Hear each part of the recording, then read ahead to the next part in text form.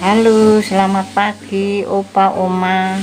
Bersyukur pagi hari ini kita bisa bertemu kembali dalam persekutuan usia indah. Mari kita bersama menyanyikan Mars Usia Indah.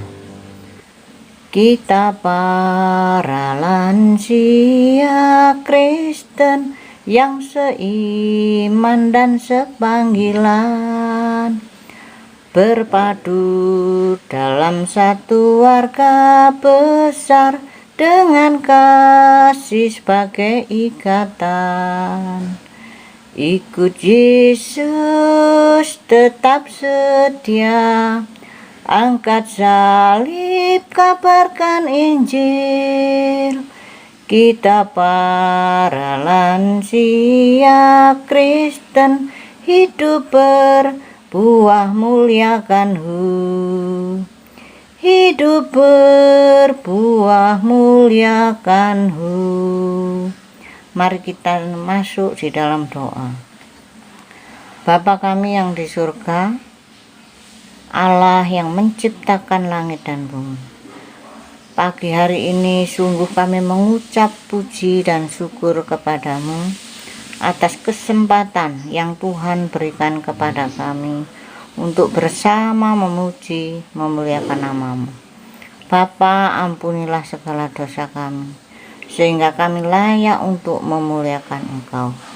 Bapa dalam surga, kami juga mengucapkan syukur kepadamu, di mana Tuhan 1 tahun lebih kami tidak bisa bertemu tatap muka dengan Bapak Ibu, tetapi kami tetap mengucap syukur oleh karena kasih dan kemurahan-Mu kami bisa beribadah melalui online ini. Terima kasih Bapa, terima kasih Tuhan atas pemeliharaan Tuhan kepada kami sepanjang tahun ini. Kami juga mengucap syukur karena Tuhan masih memberikan kesehatan, kekuatan, bahkan napas hidup saat ini. Itu semua karena kemurahan Tuhan. Terima kasih Bapa, terima kasih ya Allah. Saat ini kami juga menyerahkan Bapak Ibu yang terlibat pelayanan pagi hari ini. Tuhan menolong, Tuhan memberkati. Terima kasih. Kami mengingat bagi Bapak Ibu yang tidak bisa mengikuti ibadah secara online setiap hari Rabu, kiranya Tuhan terus memberikan kekuatan secara iman bagi Bapak Ibu yang tidak bisa beribadah, supaya dalam keadaan apapun Bapak Ibu, khususnya usia indah, tetap setia, tetap mengucap syukur kepada Engkau. Terima kasih Bapa, terima kasih Tuhan.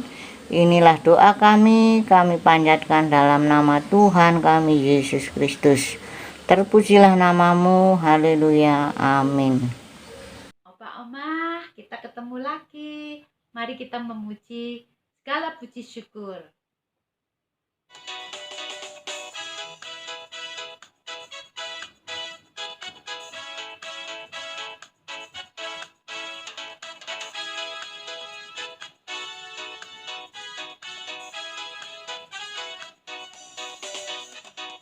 Segala puji syukur hanya bagi-Mu Tuhan, sebab Kau yang layak di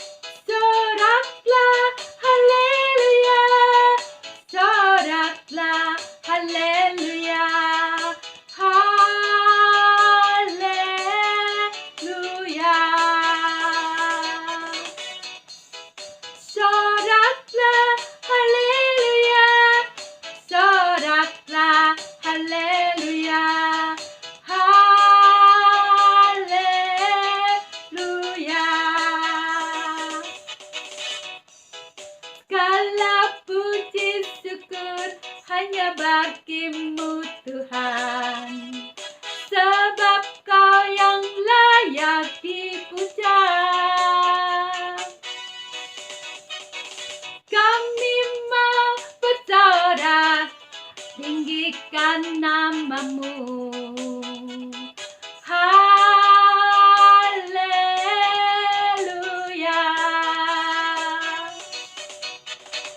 Soraklah, haleluya. Soraklah, haleluya. Haleluya. Kata Yesus selamanya. Jalan serta Yesus, besertanya setiap hari. Jalan serta Yesus, serta Yesus selamanya. Jalan dalam suka, jalan dalam duka, jalan sertanya setiap hari. Jalan dalam suka, jalan dalam duka, serta Yesus selamanya. Selamat pagi Bapak Ibu yang dikasihi Tuhan, salam sehat bagi kita semua. Hari ini kita akan belajar satu tema dari firman Tuhan tentang bahaya kemunafikan. Matius 23 ayatnya yang pertama sampai ayatnya yang ke-36. Karena panjang, saya akan bacakan saja satu ayat. Nah, kita akan membaca bersama-sama ya ayatnya yang ketiga. Ini adalah perkataan Tuhan Yesus yang mengingatkan kepada para murid agar mereka hati-hati dengan orang-orang Farisi dan para ahli Taurat ya, karena mereka adalah orang-orang yang mengajarkan akan firman Tuhan, tetapi mereka bukanlah orang-orang yang melakukan firman Tuhan. Tuhan Yesus berkata begini, "Sebab itu turutilah dan lakukanlah segala sesuatu yang mereka ajarkan kepadamu. Tetapi janganlah kamu turuti perbuatan-perbuatan mereka, karena mereka mengajarkannya tetapi tidak melakukannya." Wah, ini adalah perbuatan apa ya? Kalau menurut tema kita hari ini adalah perbuatan yang munafik ya. Jadi mereka mengajarkan, tetapi mereka sebenarnya tidak melakukannya. Nah, ini adalah suatu tindakan yang munafik. Nah, Bapak Ibu, munafik itu apa sih? Saya ingat sebuah lagu dari sebuah grup musik yang terkenal ya, Peter Pan. Beberapa waktu yang lalu grup musik ini sangat terkenal. Nah, ada sebuah lagu yang juga terkenal dari grup musik ini, judulnya adalah "Buka dulu topengmu." Kira-kira begini refnya ya. Tapi buka dulu topengmu, buka dulu topengmu, biar kulihat warnamu, kan kulihat warnamu. Ya, kira-kira seperti itu lagunya ya. Nah, buka dulu topengmu supaya kelihatan warna aslimu begitu ya. Nah, Bapak Ibu, kemunafikan di dalam Alkitab juga kira-kira seperti lagu itu ya. Secara hurufiah artinya adalah pelakon atau aktor ya. Jadi seseorang yang kemudian memakai topeng dan berpura-pura menjadi orang lain. Itu yang dimaksud di dalam Alkitab tentang kemunafikan. Nah, Alkitab melihat kemunafikan adalah sebuah perbuatan yang tidak berkenan di hadapan Tuhan, atau bisa dikatakan ini adalah suatu perbuatan dosa. Ya, ada dua kemunafikan yang bisa diringkas ya. Yang pertama adalah kepura-puraan yang disengaja sehingga tampak saleh, tampak baik. Demi apa? Demi menutupi ketidaksalehan. Dan kemudian yang kedua adalah menganggap diri atau merasa diri benar di hadapan orang lain dan di hadapan Tuhan. Wah, ini adalah dua definisi akan kemunafikan ataupun dua bentuk kemunafikannya. Dan Alkitab ataupun firman Tuhan sangat tidak berkenan akan perbuatan kemunafikan. Nah, Bapak Ibu sekalian, kalau kita melihat di dalam Alkitab, terutama di dalam perikop yang tadi kita baca, disorot adalah mereka yang disebut para ahli Taurat dan orang-orang Farisi. Nah, ahli Taurat adalah siapa? Mereka adalah orang-orang terpelajar yang pekerjaannya adalah mempelajari dan menafsirkan hukum Taurat serta mengajarkannya kepada kaum Yahudi.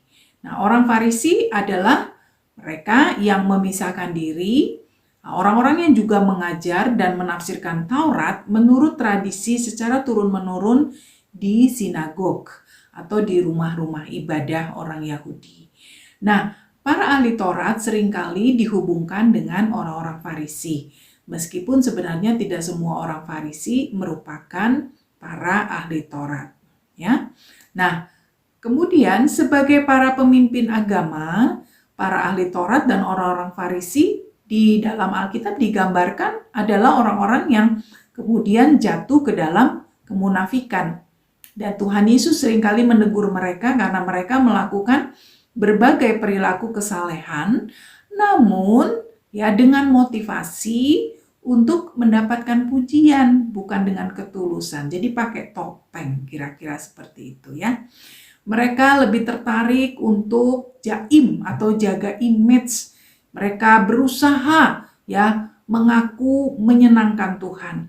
Namun hasrat mereka demi memperoleh ataupun mendapatkan pujian manusia tidak konsisten ya rupanya dengan apa yang mereka usahakan. Jadi kesalehan mereka itu sekali lagi seperti topeng ya, tidak konsisten dengan apa yang mereka ajarkan. Nah, para ahli Taurat dan orang-orang Farisi berkeyakinan bahwa ketaatan yang kelihatan secara lahiriah ya, yang kelihatan orang lain, wah itu sudah cukup menyenangkan hati Tuhan. Padahal tentu tidak ya, Tuhan tentu lebih ingin melihat sesuatu yang tulus, yang keluar dari hati kita. Karena Tuhan lebih melihat hati kita daripada perbuatan-perbuatan kita yang munafik di hadapan orang. Nah, mereka nampak bermotivasi, orang-orang Farisi dan juga ahli Taurat nampak bermotivasi memuliakan Tuhan, tetapi sebenarnya mereka lebih ingin untuk memuliakan diri mereka sendiri. Nah, oleh karena itu di dalam perikop ini Tuhan Yesus sangat mengecam mereka bagaikan orang-orang munafik dan menyebut mereka bukan sekedar munafik tapi mereka bodoh, pemimpin yang buta, durjana, pembunuh nabi-nabi, ular-ular beludak. Wah, itu ya. Jadi Tuhan menegur mereka dengan keras karena kemunafikan mereka, dan ini semua membuktikan betapa Tuhan sangat membenci akan kemunafikan. Nah, ini ada daftar kemunafikan para ahli Taurat dan orang-orang Farisi. Kalau kita lihat dari ayat yang keempat sampai ayat yang ke-31. Ya, mereka membuat aturan berat bagi umat tetapi mereka sendiri tidak melakukannya. Nah ya, buat peraturan, mengatasnamakan ini kebenaran firman Tuhan, tapi mereka tidak lakukan itu.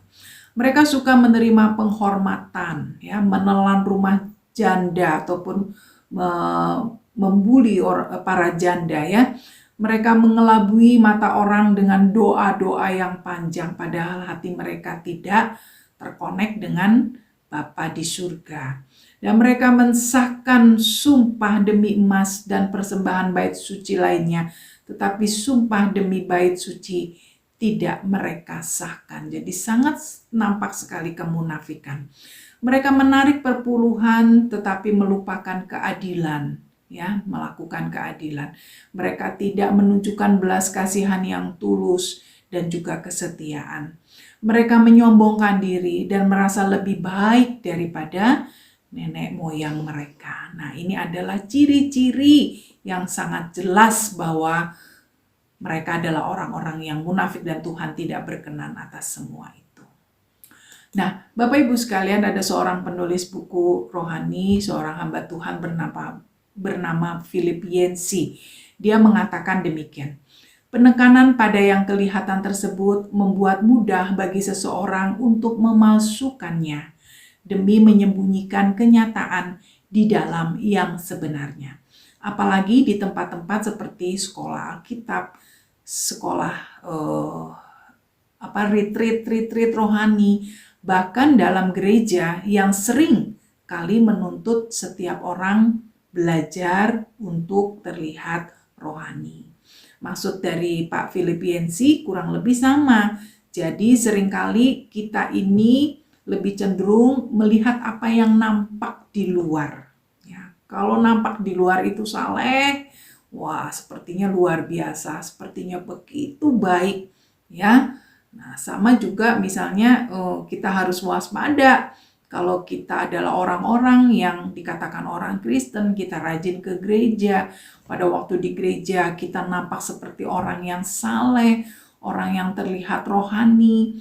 Tapi apakah sungguh-sungguh kita adalah orang-orang yang benar-benar rohani dan mengasihi Tuhan dengan tulus?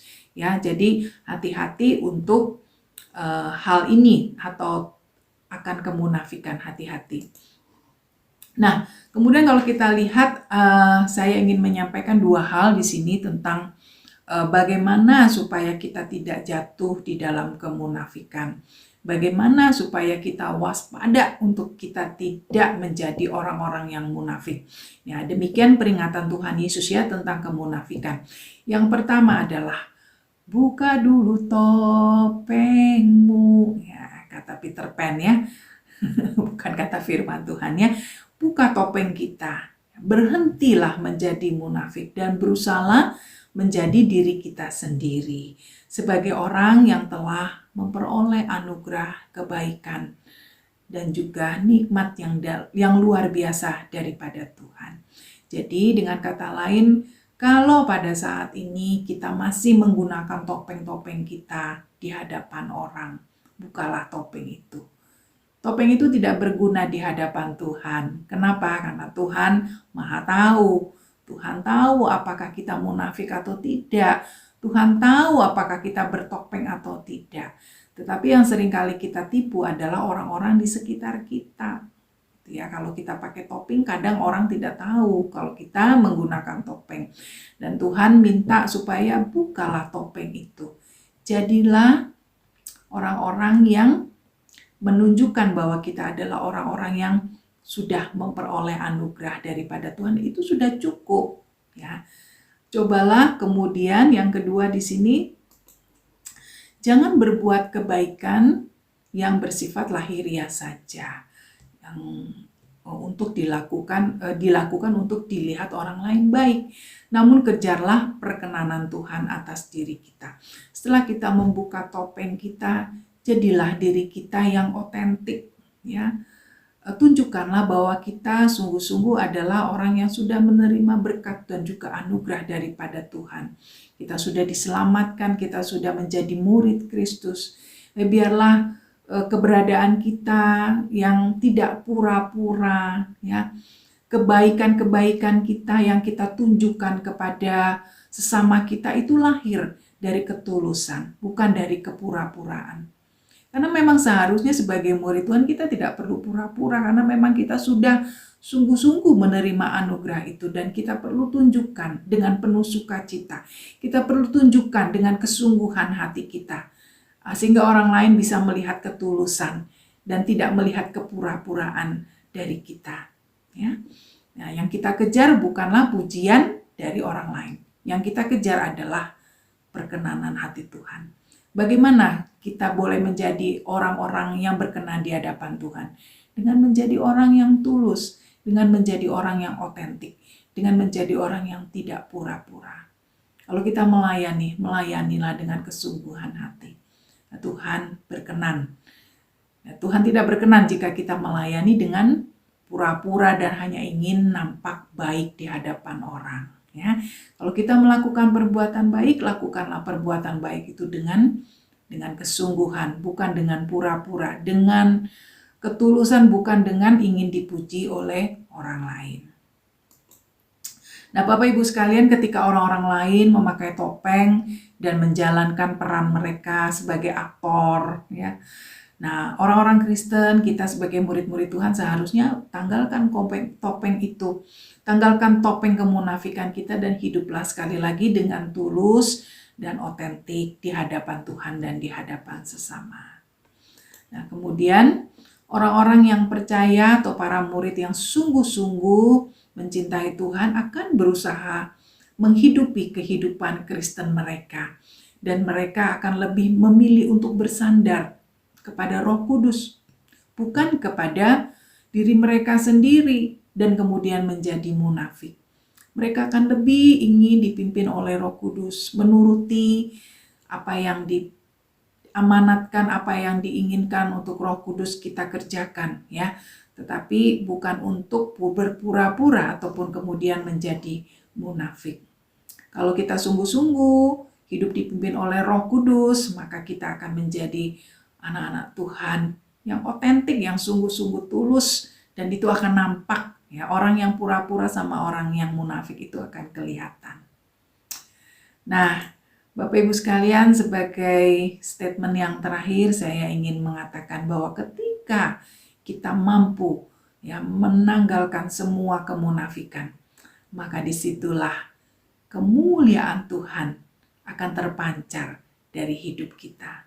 Bahwa apa yang kita lakukan, segala perbuatan kita, segala kebaikan kita, segala ketaatan kita, itu akan memancarkan kemuliaan Tuhan.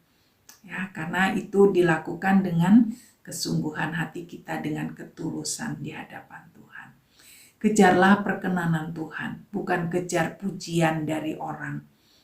Kejarlah akan perkenanan hati Tuhan, bukan kebaikan yang bersifat lahiriah saja atau kebaikan yang pura-pura, ya. Sehingga kita boleh sungguh-sungguh menjadi murid-murid Tuhan yang memancarkan kemuliaan bagi nama Tuhan. Tuhan memberkati kita semua. Mari kita berdoa.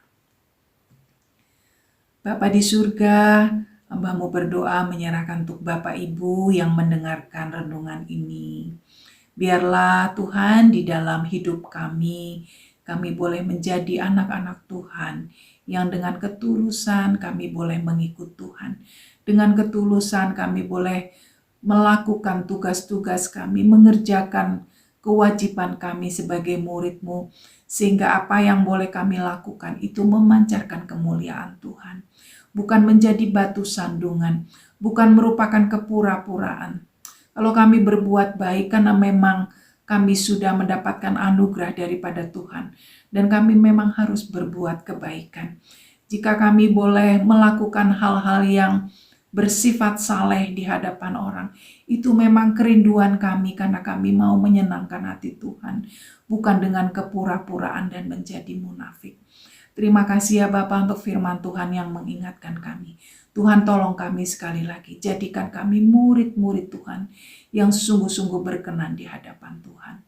Jika selama ini kami boleh menjadi orang yang munafik di hadapan sesama kami, terlebih di hadapan Tuhan, Tuhan ampuni kami. Tuhan ampuni kami, layakan dan kuduskan kami. Biarlah kami dimampukan untuk menanggalkan topeng kami, dan kami boleh menampilkan diri kami sebagai orang-orang yang sudah ditebus, sebagai orang-orang yang sudah menerima anugerah, sehingga kami dimampukan untuk memuliakan nama Tuhan. Terima kasih ya Bapa, biarlah firman Tuhan ini boleh berbicara dan boleh sungguh-sungguh menggerakkan kami semua menjadi orang-orang yang kemudian memancarkan kemuliaan Tuhan. Demi Yesus Kristus kami berdoa. Amin.